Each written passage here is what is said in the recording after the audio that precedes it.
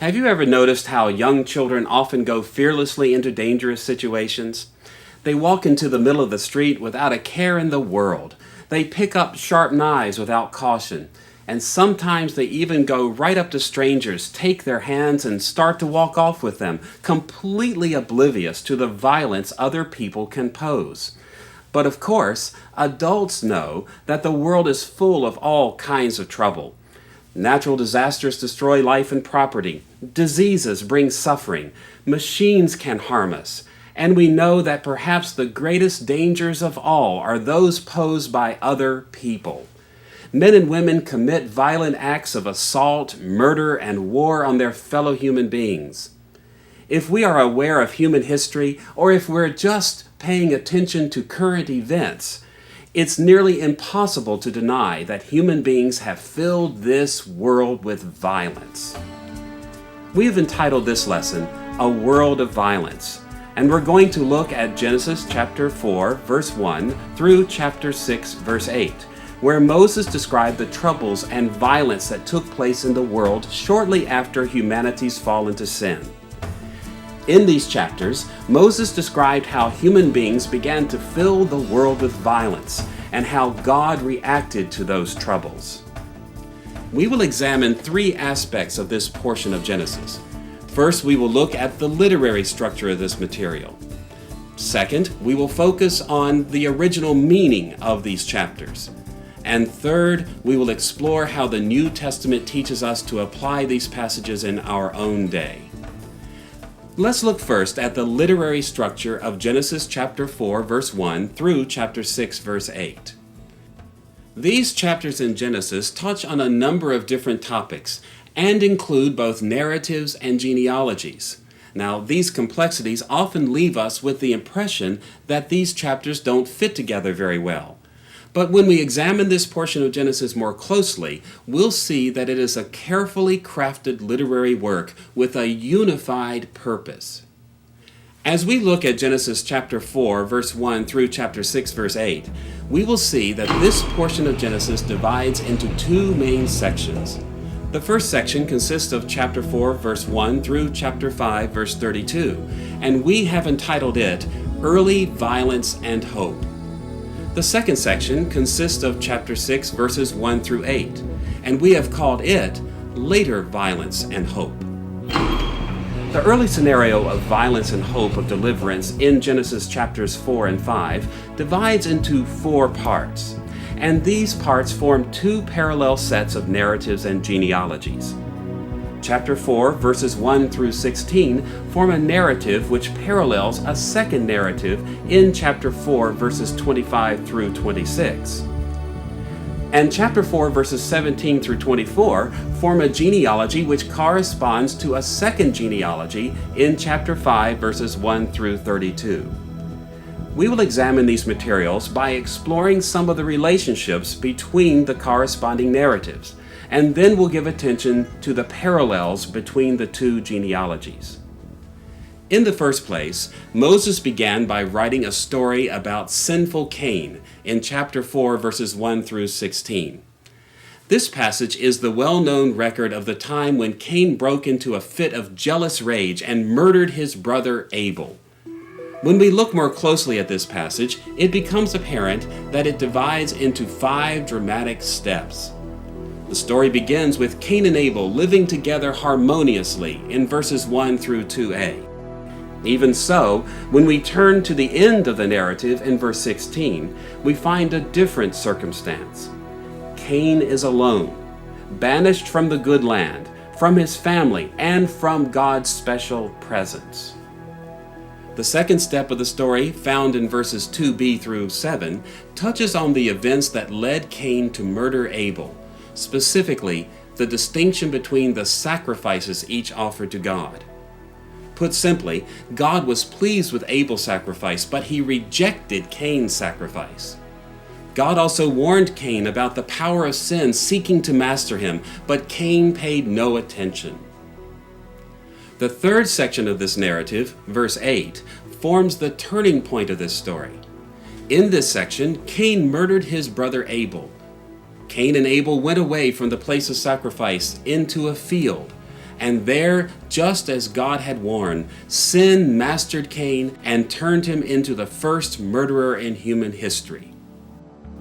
The fourth section of this narrative appears in verses 9 through 15 and describes the curse and protection God gave to Cain. God placed a curse on Cain by banishing him to wander far from the land of Eden, but he also protected him from being attacked by other people. So we see that Genesis chapters 4 through 5 begin with the story of Cain's terrible sin. He was so corrupted by sin that he actually murdered his righteous brother Abel. And as a result, he was destined to live far from the place of God's blessing. Now that we have seen the structure of the opening narrative of Genesis 4 through 5, we should turn to the second narrative which appears in these chapters, the corresponding account in chapter 4, verses 25 and 26. This passage turns attention away from sinful Cain to Adam's third son, righteous Seth. The report of righteous Seth divides into 3 short steps. First, in chapter 4, verse 25, Eve gives birth to Seth. The second step in this report appears in 4:26a, where Moses noted that Seth also had a son, Enosh. Nothing much is made of this event, but Moses followed his report of Enosh's birth with a third step in 4:26b, where he added a telling comment on the spiritual character of this family. In 4:26b, Moses wrote these words, "At that time, men began to call on the name of the Lord." Put simply, Seth and Enosh were men who called out to God in prayer. In contrast with sinful Cain, these men were righteous before God, and they demonstrated this righteousness through faithful worship and prayer. With the basic contrast of these parallel narratives in mind, we should now turn to the parallel genealogies in chapters 4 and 5.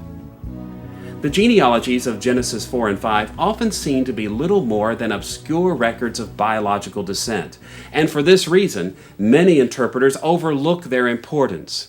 Yet a closer look at the genealogies reveals that they contain vital information that served Moses' purposes in writing this portion of his primeval history. On the one hand, the first genealogy records Cain's sinful lineage in chapter 4, verses 17 through 24. In these verses, Moses listed a number of Cain's descendants and reflected on how sin had turned this family into a proud, boastful, and threatening clan. The second genealogy consists of Seth's righteous lineage in chapter 5, verses 1 through 32. In this passage, Moses recorded a number of important names in Seth's family. Yet, in contrast with the line of Cain, this family continued to be righteous and faithful. One of the ways we can see this intention is to notice the way Moses included 2 names in both lists. Both Cain's genealogy and the lineage of Seth contain the names Enoch and Lamech, and Moses explicitly contrasted these men with each other. Consider first what Moses said about the 2 men named Enoch. On the one side, in Genesis chapter 4, verse 17, we read these words about Cain's descendant Enoch. Cain was then building a city, and he named it after his son Enoch. Cain and his son Enoch exalted themselves in great pride by naming the city after Enoch. We can see the significance of this comment when we notice what Moses wrote about the Enoch of Seth's line. In chapter 5, verse 24, Moses commented on Seth's Enoch in this way: Enoch walked with God. Then he was no more because God took him away. It would be hard to imagine a more striking contrast between 2 men than we find here between the sinful Enoch and the righteous Enoch. In addition to the contrast set up between the 2 men named Enoch, Moses also mentioned a Lamech in Cain's line and a Lamech in Seth's line. Once again, strong contrasts stand out between these 2 men. On the one hand, Cain's Lamech was a horrible figure. Genesis chapter 4, verses 23 through 24 report that Lamech was a murderer and took great pride in his murderous exploits. By contrast, to display the character of Seth's Lamech, Moses recorded Lamech's words at the birth of his son in chapter 5, verse 29. Lamech named him Noah and said, "He will comfort us in the labor and painful toil of our hands caused by the ground the Lord has cursed." As was the custom in biblical times, Seth's Lamech named his son as a prayer to God, expressing the hope that his son Noah would bring deliverance from the terrible condition of life which began when God cursed the ground in the days of Adam and Eve. Now that we have noticed how Genesis chapters 4 and 5 convey a pattern of early violence and hope of deliverance, we should turn to the second scenario of violence and hope as it appears in Genesis chapter 6, verses 1 through 8. When we look more closely at these verses, it becomes apparent that chapter 6, verses 1 through 8 divide into three steps. First, verses 1 through 3 concern characters known as the sons of God. Second, verses 4 through 7 focus on other characters known as the Nephilim. Following these two steps, Moses added an afterword in verse 8, mentioning Noah once again, the man in whom there was hope of deliverance.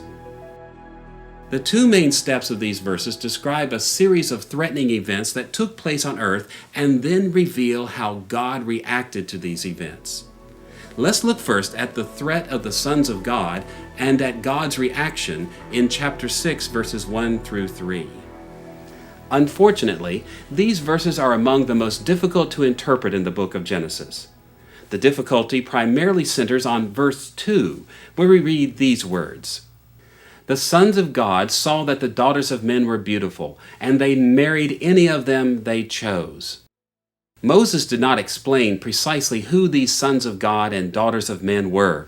Apparently, he expected his original readers to understand what he meant. But it has been impossible for modern readers to settle the identities of these characters beyond question. In the history of interpretation, three reasonable identifications have been suggested. First, the sons of God may be Sethites who married women descended from Cain. This interpretation has some merit because of the contrast set up between the Cainites and Sethites in chapters 4 and 5 of Genesis.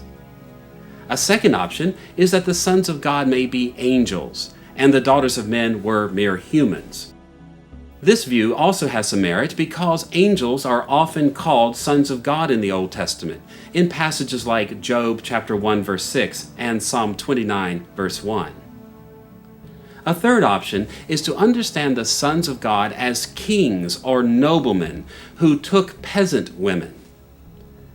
This outlook has merit as well because in the ancient Near East, kings were often called sons of God, just as the son of David is called God's son in 2 Samuel chapter 7 verse 14 and in Psalm 2 verse 7.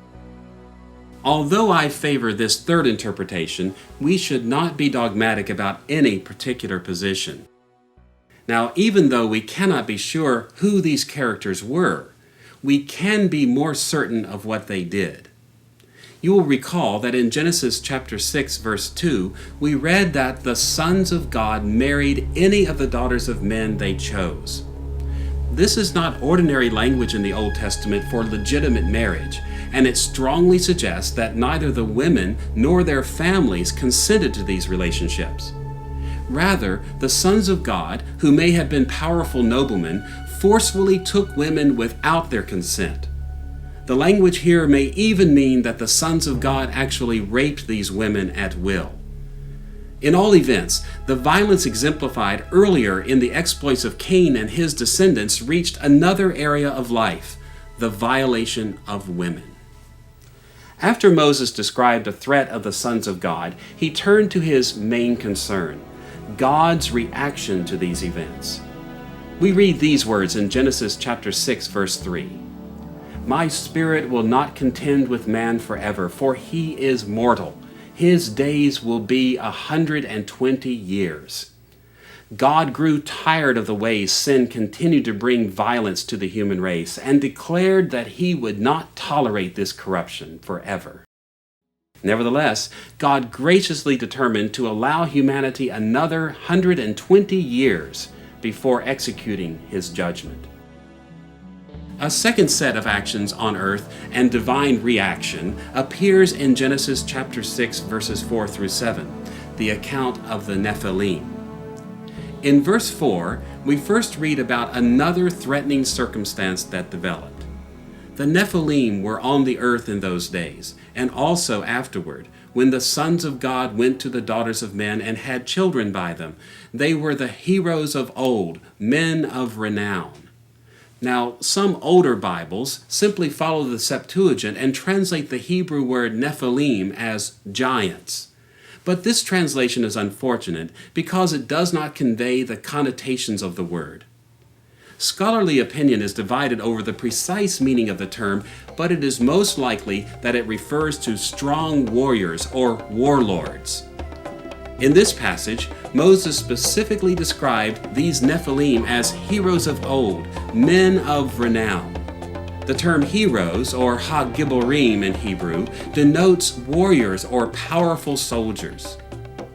In this context, the military notoriety of the Nephilim should be taken negatively. These men were known for their exploitative warfare and violence as they inflicted terror on those around them. The violence that began when Cain killed his brother Abel and continued in Cain's descendant Lamech had now reached even greater proportions as the Nephilim soldiers threatened violence at every turn. As we read in verse 5, the Lord saw how great man's wickedness on the earth had become, and that every inclination of the thoughts of his heart was only evil all the time. With the appearance of the Nephilim, the corruption of the human race had grown to such proportions that sin utterly dominated humanity. And as a result, we read in verses 6 through 7 that the Lord was grieved that he had made man on the earth, and his heart was filled with pain. So the Lord said, I will wipe mankind whom I have created from the face of the earth, men and animals, and creatures that move along the ground, and birds of the air, for I am grieved that I have made them.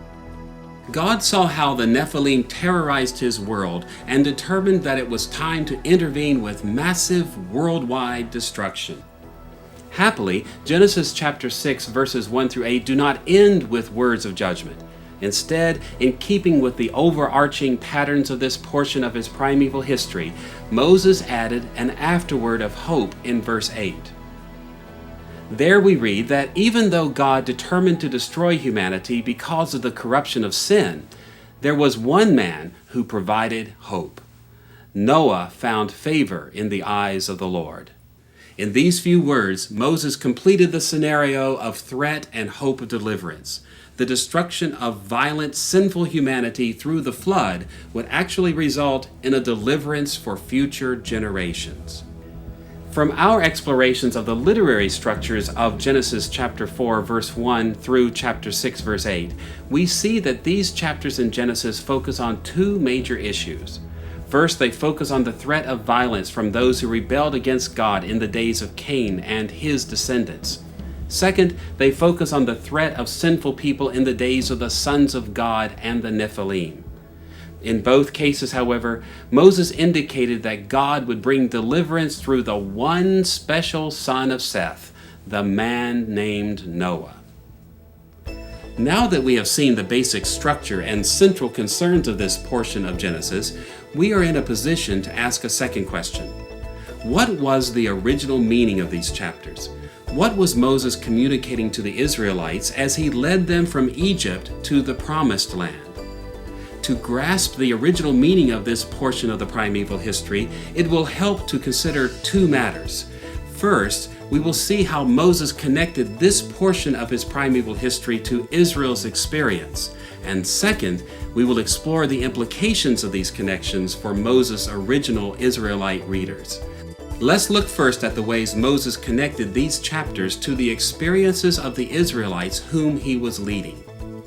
Moses related these chapters of his primeval history to his contemporary world by describing the violence of early human history in ways that closely resembled the experiences of violence which Israel had endured.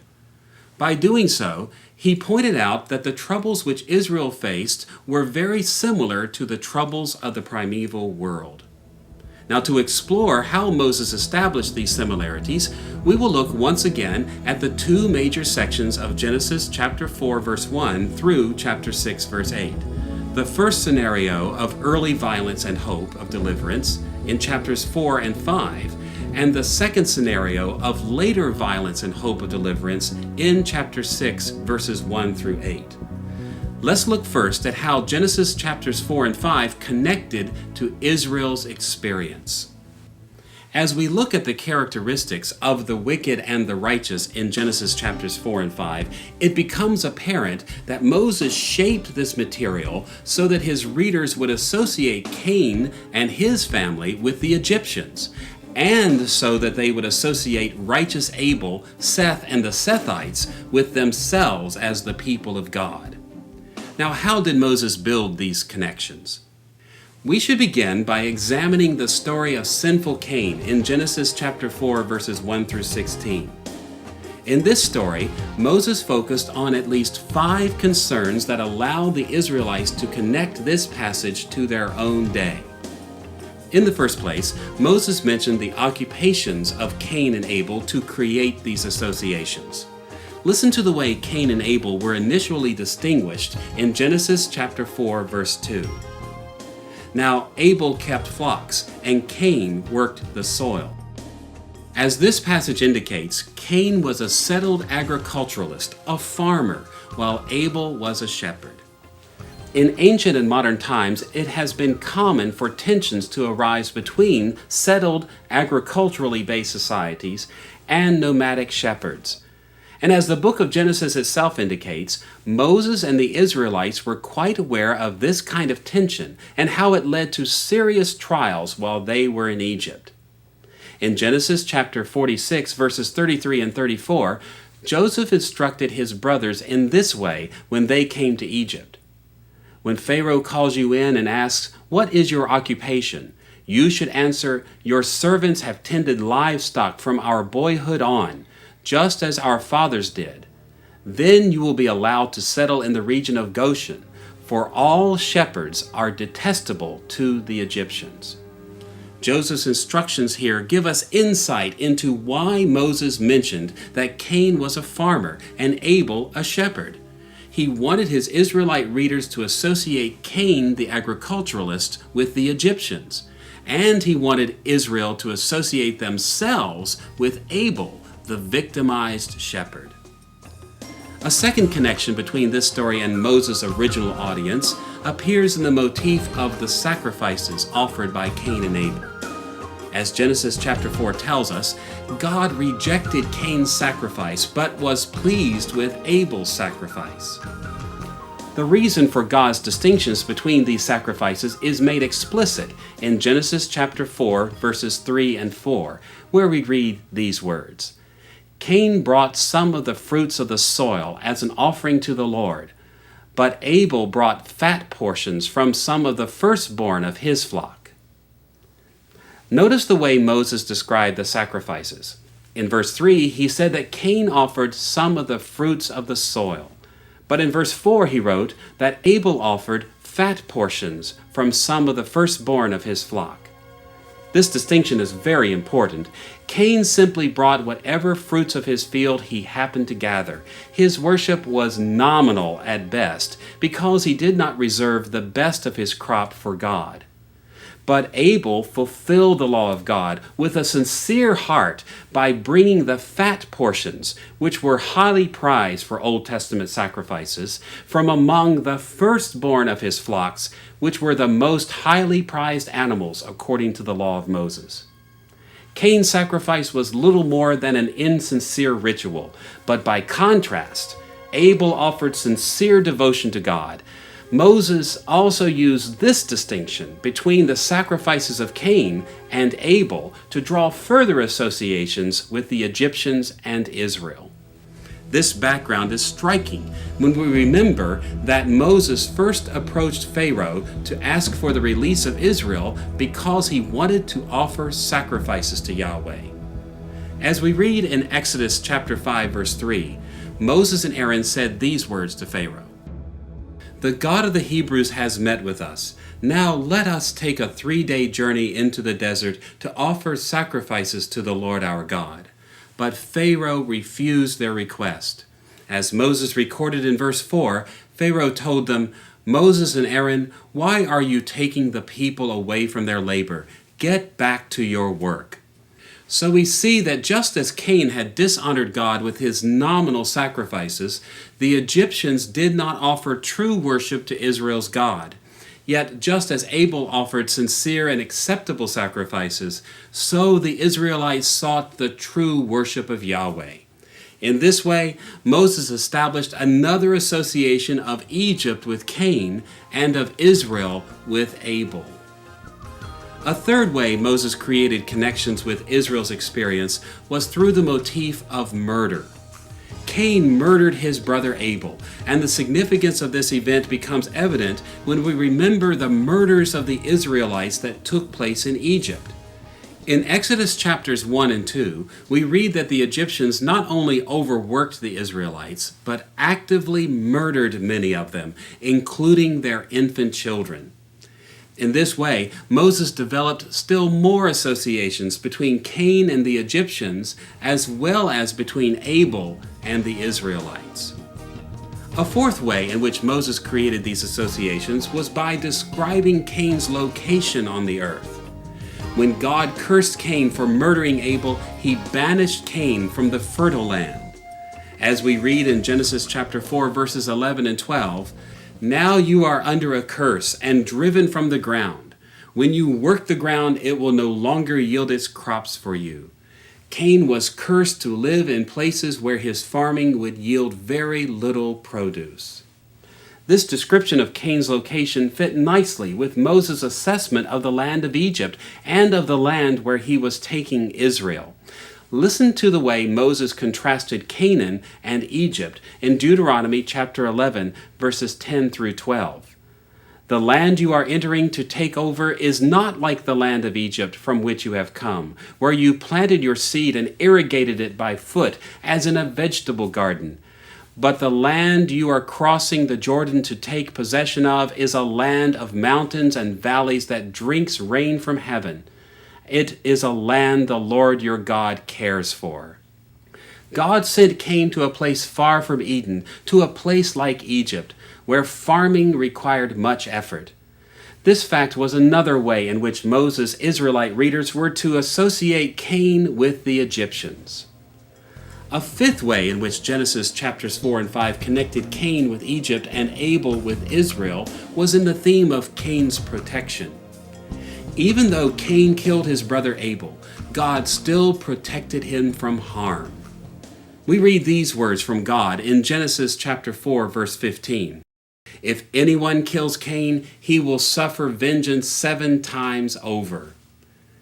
God protected Cain from harm even though he was a murderer. Once again, we see that Moses described these events so that Israel would associate them with their own experience in Egypt. God had given great protection to Egypt, even though they were murderous and deserved divine judgment. For a long time, God extended special protection to Egypt. So we see that in at least 5 ways, Moses established meaningful parallels between this primeval period and Israel's Exodus experience. The themes of occupations, worship, murder, location, and protection all indicate that Moses wanted his Israelite readers to apply this story to their lives by associating Cain with the Egyptians and by associating Abel with themselves as the people of God. Now that we have seen the associations established in the story of sinful Cain, we should turn to the parallel narrative concerning righteous Seth in Genesis chapter 4, verses 25 and 26. As we have seen, Moses made one significant comment about Seth and his son Enosh. In Genesis chapter 4, verse 26, we read these words, At that time, men began to call on the name of the Lord. Moses mentioned this fact about Seth and his son so that his readers would identify themselves not only with Abel, but also with Seth, Adam's son, who replaced Abel. In the first place, Seth used the divine name Yahweh, and this use of the name Yahweh associated him with Israel. Interestingly enough, the book of Exodus makes it clear that the name Yahweh rose to prominence in the days of Moses. For example, God spoke to Moses in this way in Exodus chapter 3, verse 15. Say to the Israelites, the Lord, in Hebrew Yahweh, the God of your fathers, the God of Abraham, the God of Isaac, and the God of Jacob, has sent me to you. This is my name forever, the name by which I am to be remembered from generation to generation.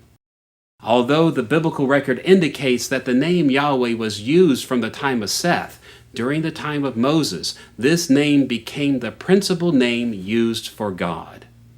For this reason, faithful Israelites under Moses' leadership would have associated themselves with righteous Seth.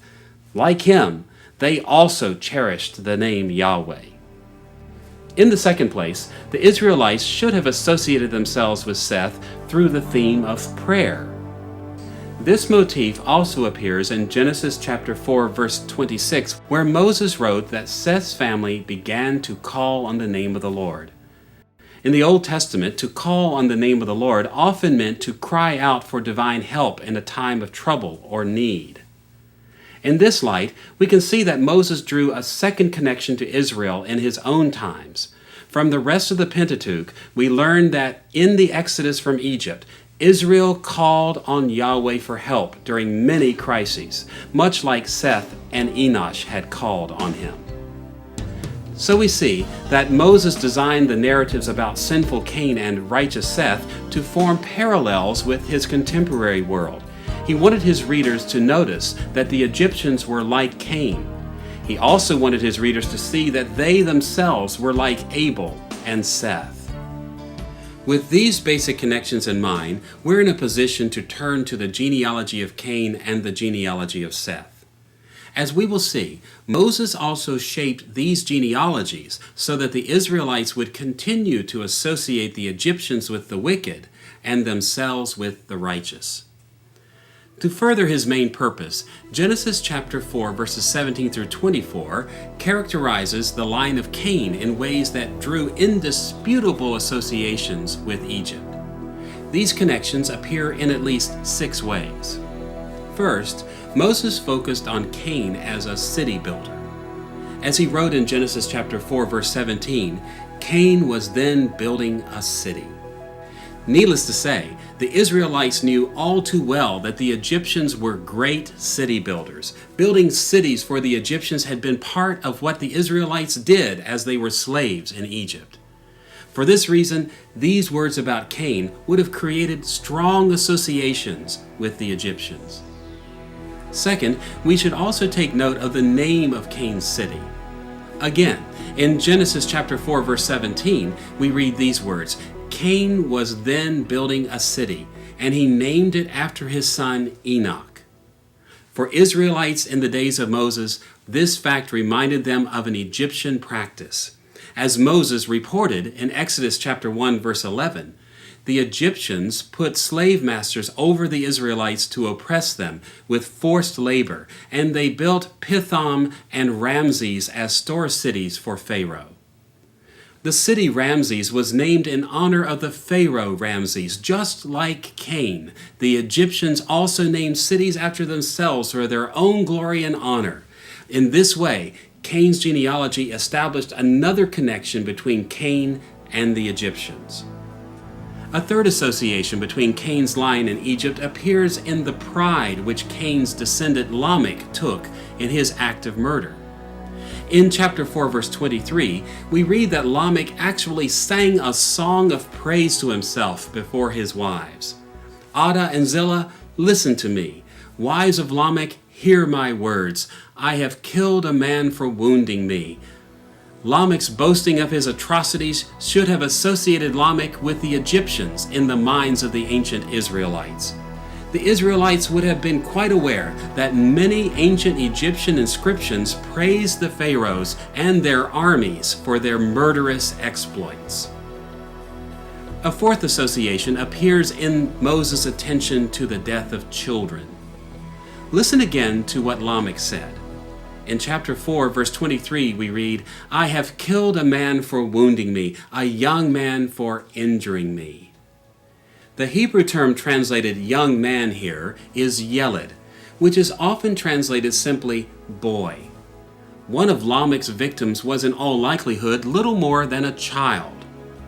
As we all know, in the first chapter of the book of Exodus, Pharaoh ordered the death of Israelite boys. Like Cain's Lamech, the Egyptians struck out against the defenseless of Israel, against their male children. A fifth association between Cain's family and the Egyptians appears in Lamech's claim to increased protection. In Genesis chapter 4, verse 24, Lamech claimed to enjoy even more protection than Cain. If Cain is avenged 7 times, then Lamech 77 times.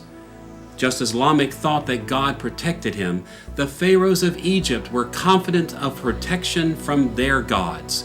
As a matter of fact, it had certainly appeared for many years that the Egyptians enjoyed more and more protection from harm.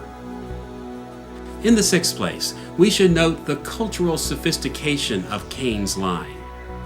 Listen to the ways these 3 Cainite brothers, Jabal, Jubal, and Tubal-Cain, are described in Genesis chapter 4, verses 20 through 22. Jabal was the father of those who live in tents and raise livestock.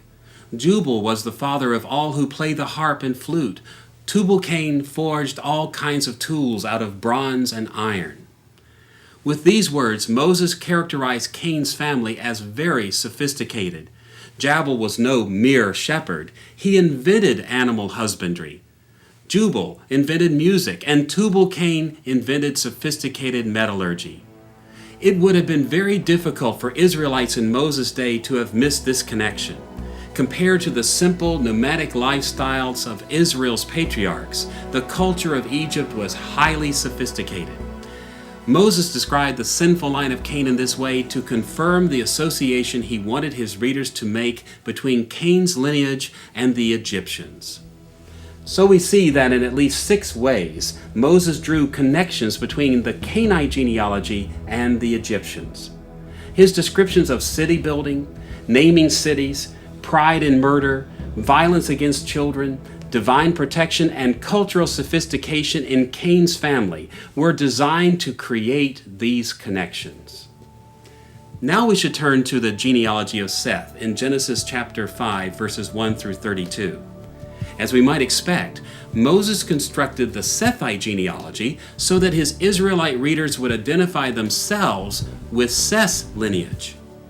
This association was built on at least 4 factors. In the first place, we should note that on a biological level, the nation of Israel descended from the line of Seth. In Genesis chapter 5, verse 32, we read the names of Noah's 3 sons. After Noah was 500 years old, he became the father of Shem, Ham, and Japheth. The name Shem was particularly important to Moses because Shem was the ancestor of Israel. In modern languages, we derive the term Semitic or Semite from the name Shem. Although other nations also came from the seed of Shem, the Israelites were God's special chosen people, and they were from among the descendants of Shem. So in this simple biological sense, Moses connected his Israelite readers with Seth's genealogy. A second association between Seth's line and Israel appears in the repeated focus on the righteousness of Seth's descendants. Seth's line is characterized as faithful and righteous. For instance, according to Genesis chapter 5, verse 24, Enoch walked with God, then he was no more. In the Hebrew Bible, the expression translated walked with God only occurs with reference to Enoch and Noah. Yet time and again, especially in the book of Deuteronomy, Moses told Israel that they were to be like Enoch by walking in the ways of Yahweh. In this way, the faithful Israelites following Moses found another point of identification with the line of Seth.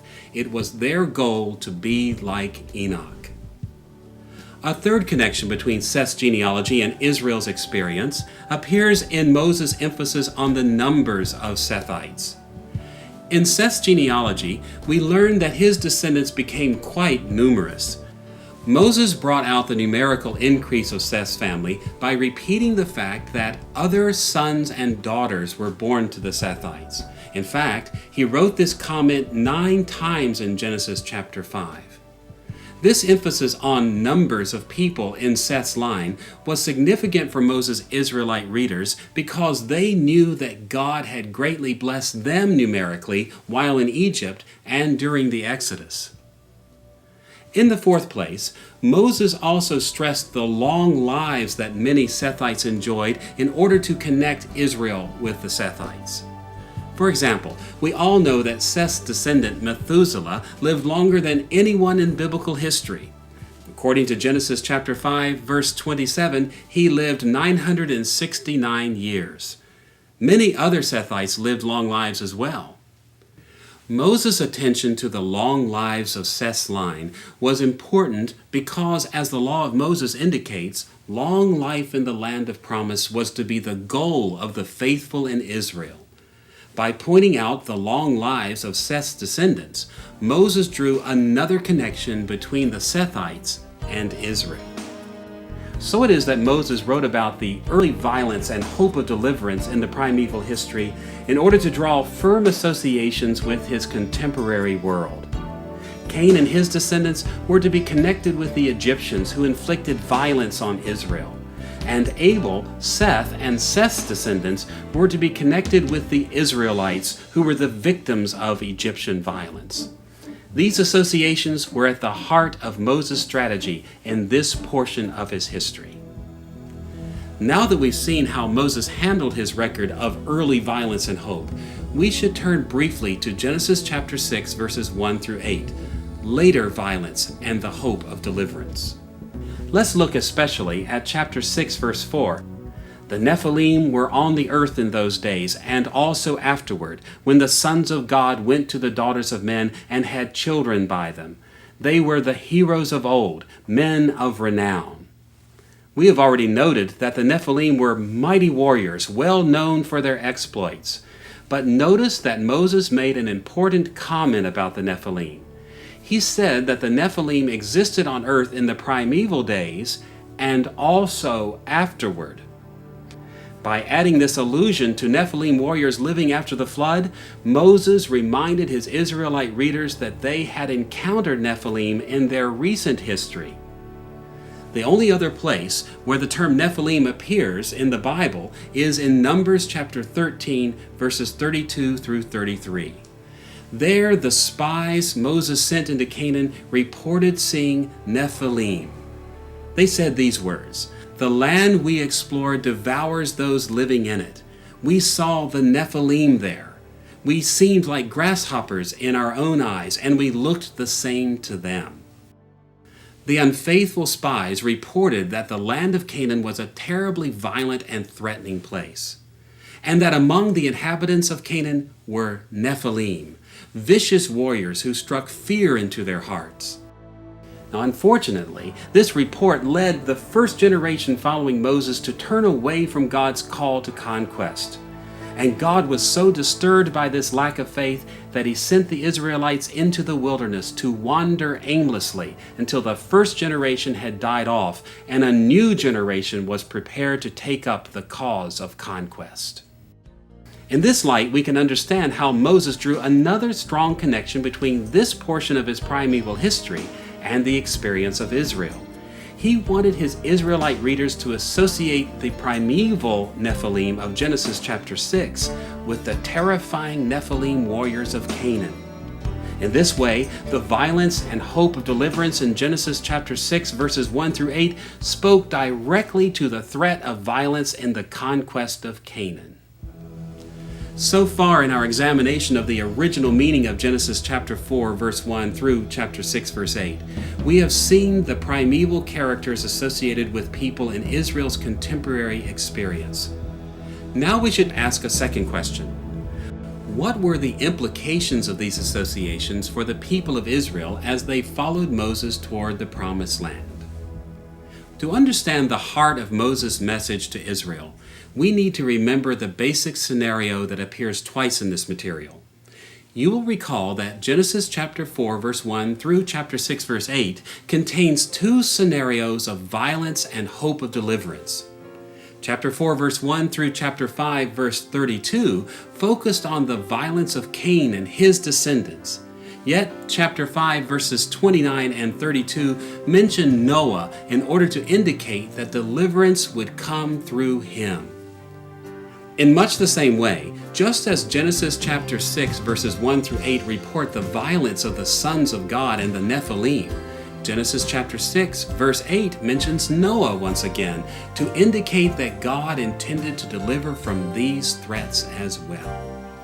For the Israelites following Moses, these scenarios should have been good news.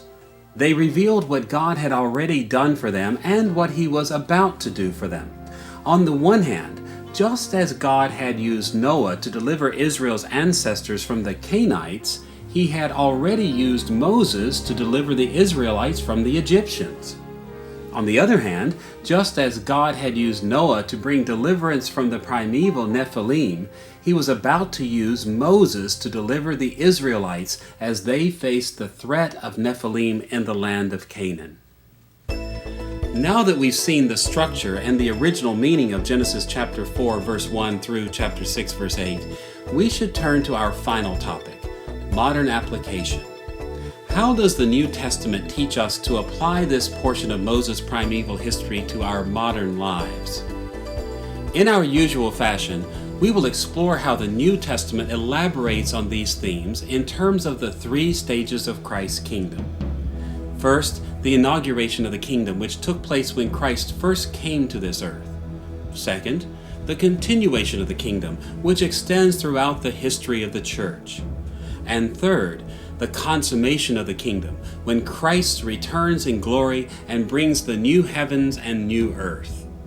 These three phases of Christ's kingdom should be explored separately to reach a fuller understanding of the ways violence and deliverance apply to Christians today. Let's look first at the motifs of violence and hope of deliverance in the inauguration of the kingdom. The inauguration of the kingdom in Christ's first coming recalls the world of violence in the primeval history in at least two ways. First, we see connections with the violence Jesus suffered while on earth. And second, we find connections with the deliverance which Jesus brought to His people. Let's look first at the suffering Jesus experienced in His first coming. Anyone familiar with the life of Jesus knows that Jesus suffered persecution from the world in many ways. As He ministered to the downtrodden, He bore their grief and pain. Yet there can be no doubt that according to the New Testament, the climax of violence perpetrated against Christ was His death on the cross. By suffering one of the worst forms of execution known in His day, Jesus actually experienced a fate worse than that suffered by the righteous in primeval times. In this light, it's not surprising that one way the New Testament describes the suffering of Jesus is to compare His death on the cross to the violence of the primeval world, or to be more specific, to the death of Abel. The writer of Hebrews knew that Christ had suffered innocently at the hands of wicked men, and for this reason he compared Christ's death to Abel's death in chapter 12, verses 23 and 24 of his epistle. You have come to God, the judge of all men, to the spirits of righteous men made perfect, to Jesus, the mediator of a new covenant, and to the sprinkled blood that speaks a better word than the blood of Abel. The allusion here to Moses' primeval history is clear. Christ's shed blood spoke a better or greater word than the blood of Abel. That is to say, Christ's death was even more significant in the eyes of God than the death of Abel was. Jesus' death was no ordinary event. His death atoned for the sins of his people because he suffered in the place of everyone who believes in him.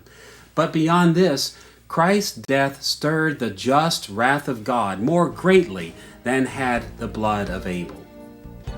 In this light, when we read Moses' account of the violence of the primeval history, we should not simply take note of why Moses wrote these chapters for his original Israelite readers. From the New Testament perspective, we should also see that the violence inflicted on the righteous in the primeval history anticipated the suffering of Christ in the inauguration of the kingdom. Now that we've seen how the New Testament draws connections between the primeval world of violence and Christ's suffering, we should turn to a second way in which the inauguration of the kingdom touches this portion of Genesis. A significant link also occurs in the hope of deliverance Jesus brought to the world.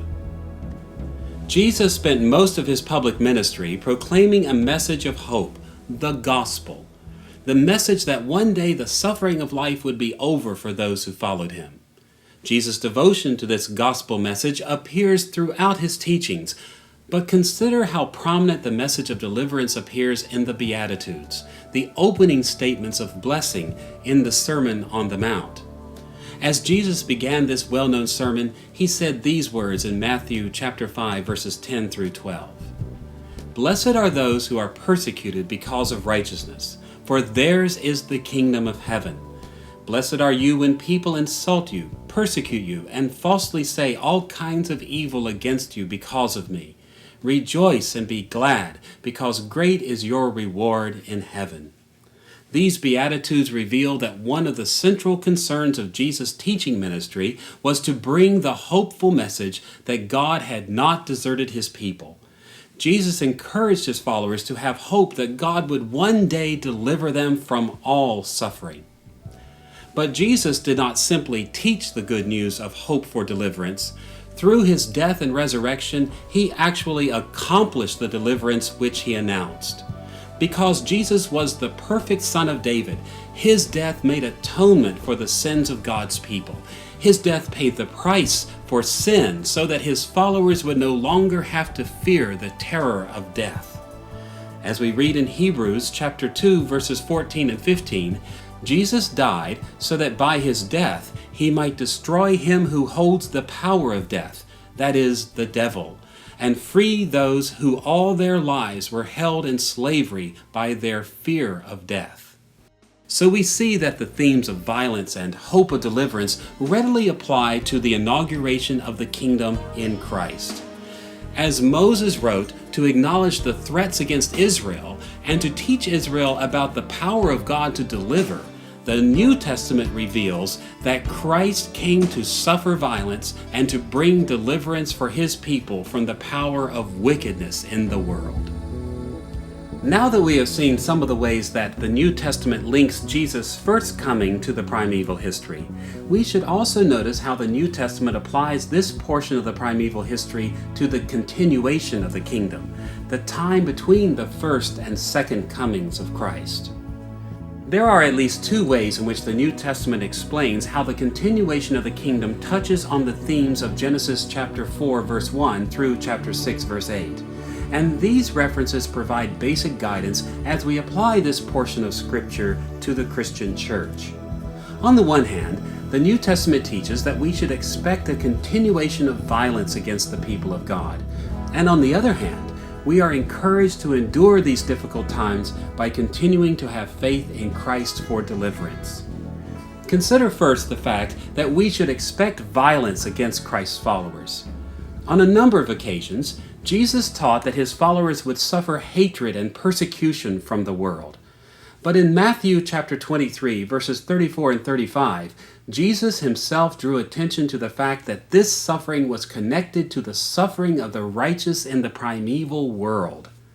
Jesus said this to the Pharisees, "I am sending you prophets and wise men and teachers. Some of them you will kill and crucify. Others you will flog in your synagogues and pursue from town to town. And so upon you will come all the righteous blood that has been shed on earth, from the blood of righteous Abel to the blood of Zechariah, son of Berechiah. Jesus predicted that when he sent followers into the world, they would be severely persecuted. But notice also how Jesus connected this prediction with the primeval history.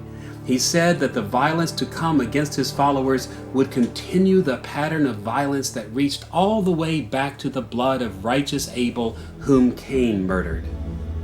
When we realize that the followers of Christ will always suffer persecution during the continuation of the kingdom, we can also see the importance of maintaining our faith in Christ. The writer of Hebrews touched on this matter in chapter 11 of his epistle. We read these words in chapter 11, verse 4.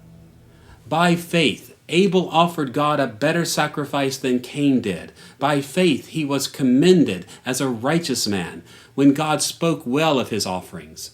And by faith, he still speaks even though he is dead.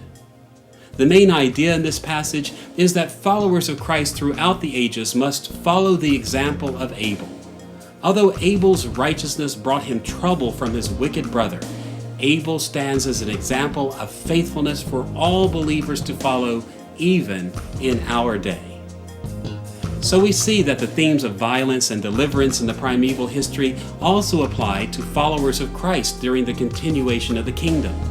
On one side, we should be ready to suffer opposition and violence in our age. But on the other side, as we endure these times of hardship, we will overcome only as we are faithful and hope that Christ will deliver us one day.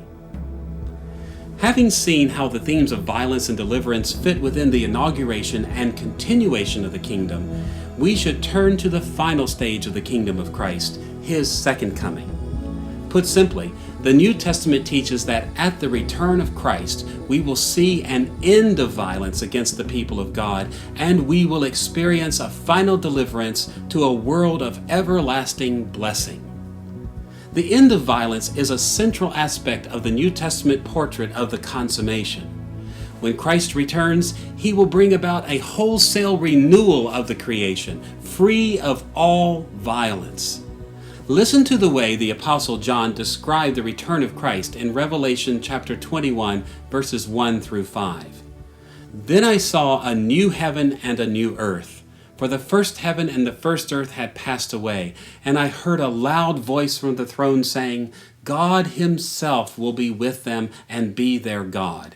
He will wipe every tear from their eyes. There will be no more death or mourning or crying or pain, for the old order of things has passed away. He who was seated on the throne said, I am making everything new. At the same time, however, the consummation of Christ's kingdom will not simply bring violence to an end. When Christ returns, he will grant endless blessings of life and peace to his people. Our deliverance will be full and final. In Revelation chapter 22, verses 1 and 2, we read this description of our final deliverance. Then the angel showed me the river of the water of life, as clear as crystal, flowing from the throne of God and of the Lamb down the middle of the great street of the city. On each side of the river stood the tree of life, bearing 12 crops of fruit, yielding its fruit every month. And the leaves of the tree are for the healing of the nations. This hope of final deliverance in the second coming of Christ appears throughout the New Testament. It expresses the pinnacle of Christian belief. We long for the day when the trials and difficulties of this world will be replaced by the life-giving wonders of the world to come. Suffering will be exchanged for joy, struggle will be exchanged for victory, and death will be exchanged for everlasting life. So we see that just as Moses wrote about the primeval world of violence to encourage Israel to move forward toward Canaan, the New Testament teaches us to yearn for the new world to come at the consummation. When Christ returns, all who have trusted him will see an end to violence, and they will inherit a full and glorious deliverance into an eternal world of salvation. In this lesson, we have looked at several aspects of the primeval world of violence described in Genesis chapter 4 verse 1 through chapter 6 verse 8. And we have noted the structure of this portion of Genesis. We have also seen how Moses originally wrote this material to encourage the Israelites who followed him toward Canaan. And we have also learned that as Christians, we must apply this portion of the primeval history to our New Testament faith. When we look at this portion of Genesis as Moses originally intended it for Israel, it becomes much more than a mere record of the past. Instead, we can see that as God delivered from violence in the primeval world, and as he later delivered Israel in Moses' day, we can increase our hope that Christ will one day deliver us from this world of violence as well.